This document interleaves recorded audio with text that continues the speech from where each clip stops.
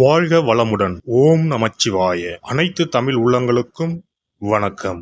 ஜோதிட சாஸ்திரத்தில் நவகிரகங்களின் தலைவனாக கருதப்படுபவர் சூரிய பகவான். இவர் ஒவ்வொரு மாதமும் தன் ராசியை மாற்றுவார். அப்படி மாற்றும் போதுதான் தமிழ் மாதங்கள் பிறக்கின்றன. அந்த வகையில் நடைபெறும் விசுவாவசு ஆண்டு மார்ச் மாதம் 15ஆம் தேதி ஞாயிற்றுக்கிழமை அன்று ஏகாதசி திதியில் திருவோணம் நட்சத்திரத்தில் பரிகம் நாமயோகத்தில் பாலவம் கரணத்தில் சித்தயோகம் கூடிய நன்னாளில் இந்த மகத்தான பங்குனி மாதம் பிறக்கின்றது. இம்மாதத்தில் சூரிய பகவான் மீனராசியில் சஞ்சரிப்பதால் இது மீன மாதம் என்றும் அழைக்கப்படுகின்றது. இம்மாத கிரகநிலைகள் என எடுத்துக்கொண்டால் மீனராசியில் சுக்கிரன், சூரியன், சனி பகவான் உள்ளனர். கும்பராசியில் செவ்வாய் பகவான், புதன் பகவான், ராகு பகவான் உள்ளனர். மிதுன ராசியில் குரு பகவானும், சிம்மத்தில் கேது பகவானும் உள்ளனர்.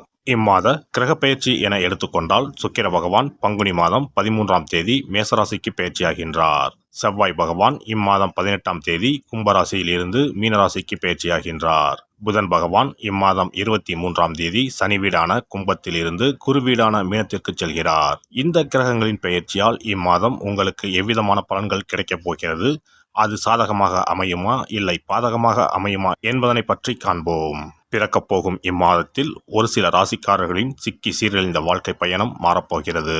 மனக்கசப்பில் வாழ்ந்து வந்த உங்களுக்கு இனி வசந்த காற்று வீசப்போகிறது. எதிரில் எமனே வந்தாலும் சிவனின் அருளால் எதிர்த்து நின்று போராடும் பலம் உங்களை வந்து சேரும். உங்கள் பிறப்பு ஒரு சாபக்கேடு அல்ல, அது சரித்திரம் படைக்கப் போகிறது. வரும் வாய்ப்பினை சரியாக பயன்படுத்தி கொண்டு உங்கள் வாழ்வில் வளமும் நலமும் செல்வ செழிப்பும் பெற்று வாழ்வில் உயரிய நிலையை அடைய வேண்டும். அடுத்தவர்களின் உணர்வுகளுக்கு மதிப்பளிக்கும் குணமுடைய கடகராசி அன்பர்களே, நீங்கள் குடும்பத்தினரை நேசிப்பவர்கள். இந்த மாதம் புண்ணிய காரியங்களில் ஈடுபட்டு மன திருப்தி அடைவீர்கள். நீங்கள் எடுக்கும் முயற்சிகள் அனைத்திலும் சாதகமான பலன் கிடைக்கும். காரியங்கள் அனுகூலமாக நடக்கும். புத்தி தெளிவு ஏற்படும். உடல் ஆரோக்கியம் பெறும். மனதில் தன்னம்பிக்கையும் தைரியமும் அதிகரிக்கும். மனக்குழப்பம் நீங்கும். பண வரத்து அதிகப்படும். தொழில் வியாபாரத்தில் நீண்ட நாட்களாக இருந்து வந்த பிரச்சனைகள் தீரும். அரசு மூலம் நடக்க வேண்டிய பணிகளில் இருந்த தொய்வு நீங்கும்.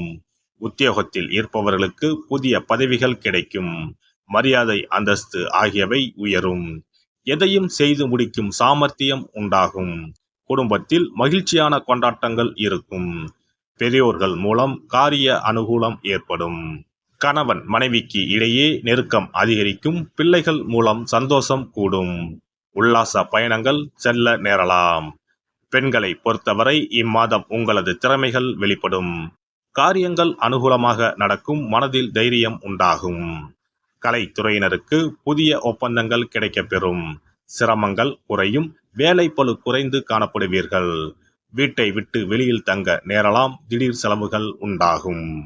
அரசியல் துறையினருக்கு எல்லா காரியங்களும் அனுகூலமாக நடக்கும். மனக்கவலை நீங்கி நிம்மதி உண்டாகும்.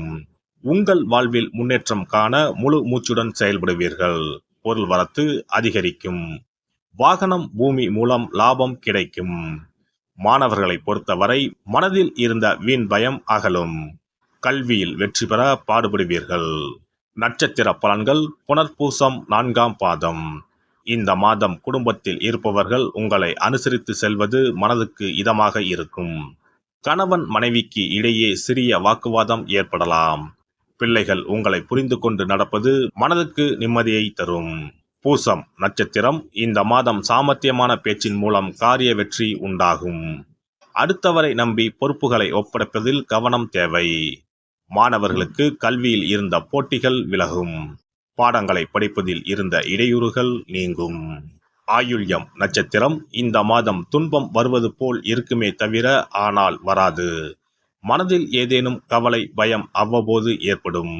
உங்களது பேச்சே உங்களுக்கு எதிர்ப்பை உண்டாக்கலாம். யோசித்து பேசுவது நல்லது. ஆன்மீக எண்ணம் அதிகரிக்கும்.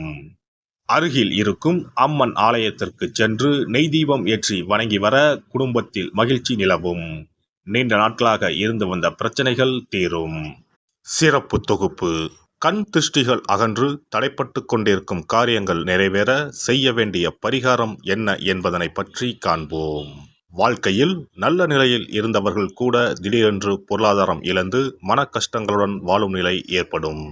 இந்த நிலை எதனால் ஏற்பட்டது என்று ஆராய்ந்து பார்த்தால் பெரும்பாலும் அவர்களின் மீதான கண் திருஷ்டிதான் காரணமாக இருக்கும். கல்லடி பட்டாலும் கண்ணடி படக்கூடாது என்று சொல்வார்கள் அல்லவா, அது உண்மைதான். இது போன்ற பிறரின் பொறாமை கொண்ட கண் திருஷ்டியினால் பலரின் வாழ்க்கை சிரமத்திற்கு ஆளாக நேரிடும். இது போன்ற கண் திருஷ்டிகளிலிருந்து எப்படி தப்பிப்பது? இருக்கவே இருக்கிறது எளிதாக கிடைக்கும் ஊமத்தஞ்செடி.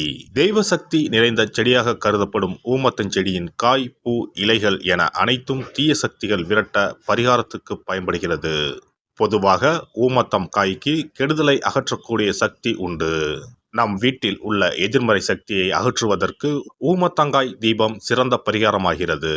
தெய்வீக மகத்துவம் நிறைந்த ஊமத்தங்காய் மற்றும் பூவையும் எடுத்துக்கொள்ளுங்கள். வீட்டுக்கு அருகில் இல்லை என்றால் நாட்டு மருந்து கடைகளில் கிடைக்கும். இந்த 2 பொருட்களையும் மஞ்சள் தண்ணீரை கொண்டு நன்றாக கழுவி விடுங்கள். சிறிது நேரம் அவற்றிலுள்ள ஈரம் போக ஆறவிட்டு பிறகு அவற்றை ஒரு மஞ்சள் துணியில் குலதெய்வத்தை வேண்டி ₹1 நாணயத்தோடு சேர்த்து முடிந்து வீட்டின் நிலைப்படியில் கட்டி தொங்க விடுங்கள். இந்த முடிச்சை வெள்ளிக்கிழமை அல்லது ஞாயிற்றுக்கிழமைகளில் தயார் செய்து வாசல் படியில் கட்டுவது சிறப்பு. தினமும் வீட்டில் தீபம் ஏற்றி காண்பிக்கும் போது இந்த முடிச்சுக்கும் காண்பிக்கவும். இதேபோல் ஊமத்தம் இலைகள் கிடைத்தால் அந்த இலைகளை சுத்தமான மஞ்சள் தண்ணீரில் கழுவிவிட்டு அவற்றை கொண்டு வீட்டில் இருக்கும் விநாயகருக்கு திங்கள் கிழமைகளில் தொடர்ந்து அர்ச்சனை செய்து வர வேண்டும். ஊமத்தம் பூவையும் விநாயகருக்கு சூட்டலாம். 3 வாரங்கள் தொடர்ந்து திங்கள் கிழமைகளில் விநாயகருக்கு ஊமத்தை இலையால் அர்ச்சனை செய்து ஊமத்தம் பூவை சூட்டி வழிபட்டால் வீட்டில் உள்ள கெட்ட சக்தி நடமாட்டம் மற்றும் கண் திருஷ்டிகள் தீரும். ஊமத்தம் செடியும் சிவபெருமானுக்கு உகந்த இலை ஆகும். இந்த ஊமத்தங்காய் வைத்து சிவபெருமானுக்கு தீபம் ஏற்றி வழிபடுவதன் மூலம் நமது பிரச்சனைகளில் இருந்து எளிதாக விடுபட முடியும். முதலில் 2 ஊமத்தங்காய்களை எடுத்துக்கொள்ள வேண்டும். அவற்றின் மீது முட்கள் இருப்பதால் மிகவும் கவனமாக கையாள வேண்டும். ஊமத்தங்காயின் காம்பு பகுதிகளை வெட்டி கொண்டு கத்தியை பயன்படுத்தி ஊமத்தங்காயின் உள்ளே இருக்கும் விதை பகுதியை முழுவதுமாக நீக்கிவிட வேண்டும். பின்னர் 2 அகல் விளக்குகள் மற்றும் விளக்கு வைப்பதற்கான 2 தட்டுகளை எடுத்து சுத்தம் செய்து அவற்றிற்கு மஞ்சள் குங்குமம் போட்டு வைத்துக் கொள்ள வேண்டும். பின்னர் 2 தட்டின் மீதும் ஒவ்வொரு அகல் விளக்கை வைத்துக் கொள்ள வேண்டும். அதன் பிறகு எப்போதும் பூஜை செய்வதற்கு வைப்பது போன்ற வெத்தலைப்பாக்கு, பழம் போன்றவற்றை வைத்துவிட்டு 2 விளக்குகளையும் ஏற்றி சிவபெருமானை மனதார வேண்டிக் கொள்ள வேண்டும். எனக்கு இருக்கும் பிரச்சனைகள் அனைத்தும் தீர்ந்து இன்பமான வாழ்க்கை கிடைக்க வேண்டும் என வேண்டிக் கொள்ள வேண்டும். இந்த பூஜையை வெள்ளிக்கிழமை அன்று தொடங்கினால் தொடர்ந்து 9 வெள்ளிக்கிழமைகள் செய்ய வேண்டும். ஊமத்தங்காயின் மீது எவ்வாறு முட்கள் இருக்கிறதோ அதுபோல நமது வாழ்க்கையில் இருக்கும் முட்கள் போன்ற பிரச்சனைகளை அவை தீர்த்து வைக்கின்றன. இந்த பூஜையை நாம் தொடர்ந்து செய்து வருவதால் நம் மீது இருக்கும் கண் திருஷ்டிகள் அகன்றுவிடும். தீராத துயரங்கள் தீர்ந்துவிடும். பணம், நகை நம்மிடம் பெருகி வரும். சிலருக்கு கையில் சுத்தமாக பணம் இருக்காது. வறுமை தாண்டவமாடும். கடன் தொல்லையால் கஷ்டப்படுவார்கள். பண பிரச்சனையில் சிக்கி கொண்டிருப்பவர்கள் இந்த தீபத்தை ஏற்றினால் 3 வாரங்களில் நல்ல பலனை பெற முடியும். தொழிலில் நல்ல முன்னேற்றம் இருக்கும். கடன் பிரச்சனைகள் தீரும். உறவினர்களிடையே பகைமை இருந்தால் அவையும் மறைந்துவிடும். நோய்வாய் உள்ளவர்கள் இந்த தீபத்தை ஏற்றுவதன் மூலம் நல்ல பலனை பெற முடியும். பொதுவாகவே எந்த பரிகாரம் என்றாலும் அதை முழு நம்பிக்கையுடன் செய்தால் மட்டுமே முழு பலன் கிடைக்கும் என்பதை நினைவில் கொள்ளுங்கள். எல்லாம் வல்ல இறையருளால் நீங்களும் உங்கள் அன்பு குடும்பமும் உடல் நலம், நீலாயுள், நிறை செல்வம், உயர் புகழ், மெய்ஞானம் ஓங்கி வாழ்க வளமுடன். இந்த வீடியோ பதிவு உங்களுக்கு பிடித்திருந்தால் லைக் பண்ணுங்க, கமெண்ட் பண்ணுங்க, ஷேர் பண்ணுங்க. மறக்காம சப்ஸ்கிரைப் பண்ணுங்க. பக்கத்துல இருக்கிற பெல் பட்டனை கிளிக் பண்ணுங்க. நன்றி, வணக்கம். ஓம் நமச்சிவாய. சிவாய நம.